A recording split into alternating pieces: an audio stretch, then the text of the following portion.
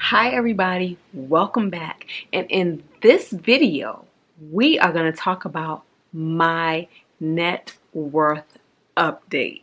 A lot of you guys have been asking me about this video, and I do it every 6 months, but because so many people have been asking about it, I think we're going to move this to quarterly, okay? So the last time we took a look at my net worth, it was in January. So yeah, 6 months ago. And so now it's July. So we're going to take a look at where are we now. And a lot of you know that the definition of net worth is your, have I been saying net worth or network? Net worth is your assets minus your liabilities. It is the things that you own that have equity in them. I'm not going to say that are free and clear, because something like a mortgage you may owe money on, but you also have money in, meaning that if you sold the thing today, you would actually be getting a check back. Okay, so it's the things that you own, the things that you have equity in, minus what you owe. In my net worth updates, to keep them consistent, we take a look at 3 different things. We look at cars, which some people say are not an asset, but they are, because if you can sell them and you can get money for them, they're an asset. If something happened to you, if you owe taxes, trust me, the state can come in and take all your property and start auctioning things off. I know you guys heard about that happening to people. So things can be auctioned off for a price, and that can help pay back what you owe, or pay back your estate. And so with that being said, that means that technically, if you wanted to, you can itemize your furniture. You can itemize your electronics. You can itemize anything that could be sold for cash, and you can put that to your net worth. But we are not doing all of that. So we're just going to look at the cars. We are going to look at my property, and we are going to look at my investments and savings, which are combined. Okay? So the car updates are super boring. I have a 2002 Mitsubishi Eclipse, and I looked up the Kelley Blue Book value for personal sale, and I kept it very middle of the road, meaning that I never assigned it the bottom of what Kelley Blue Book said, and I didn't assign it the top either. I kept it in the middle. And the last time we looked at this, that Mitsubishi was worth $1,000, and I'm going to keep it at $1,000 because like I said, I kept it in the middle. The next car that I have is a 2013 Tesla Model S, and I did the same thing there. According to Kelley Blue Book, I did personal sale, and I kept it in the middle, not the top and not the bottom, and it valued at $32,500, and I'm gonna keep it at $32,500. And so with car assets, this gives us a total value of $33,500. So it did not appreciate, nor did it depreciate in value. We are keeping it the same.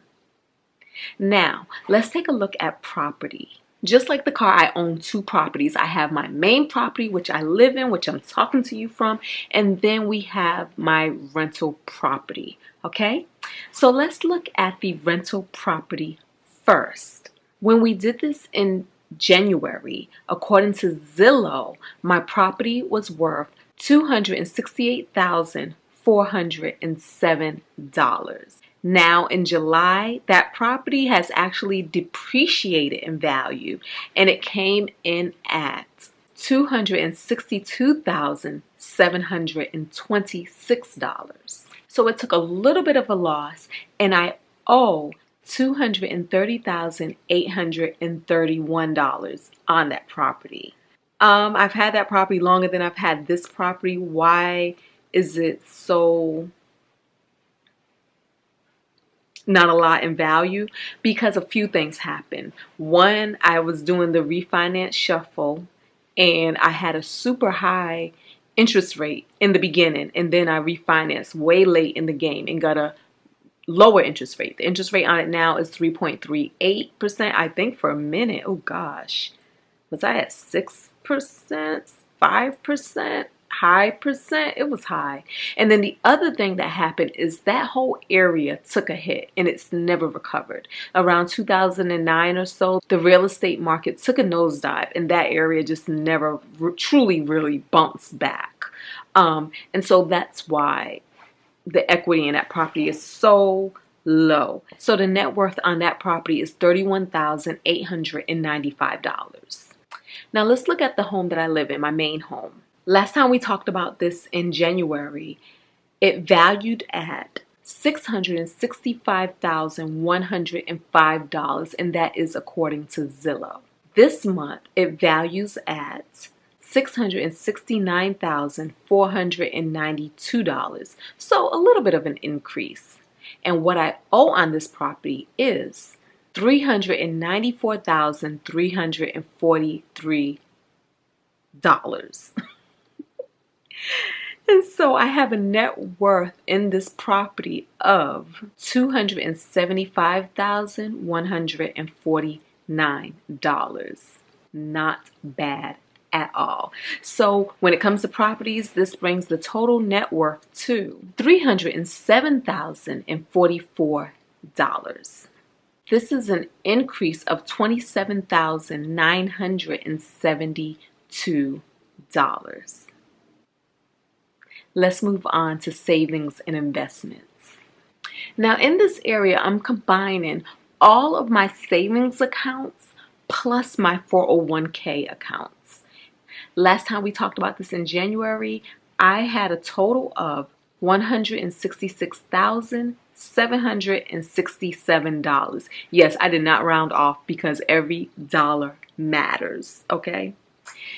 Now, in July, 6 months later, I have a total of $200,877, an increase of $34,110.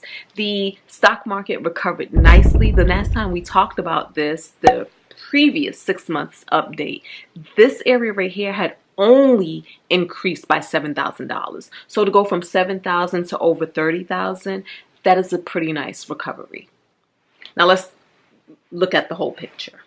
So my total net worth in July 2019, I have $33,500 in cars, $307,044 in properties, $200,877 in savings and investments. This brings us a grand total of $541,421. Y'all, I am officially a $500,000,000. So that in total is an increase of $62,082 in 6 months. So there you have it. That's my net worth update, and I am so happy that I've reached a milestone of sorts. And as y'all know, or maybe you don't know, but we are on a journey to 1 million. So until next time, y'all, thank y'all for watching. Don't forget to thumbs up. Don't forget to leave a comment below and let me know if you track your net worth, and if you do, how often. Because like I said, right now I do mine every 6 months because I like seeing huge jumps. But I may change that to quarterly or every other month. What do y'all think? Let me know what you would like to see. Would you like to see them every quarter or every other month? Or do you think we're cool and we can keep it every 6 months as is? Comment, let me know. And if you're not a member of the Fab Fam, subscribe. Until next time, y'all. Bye.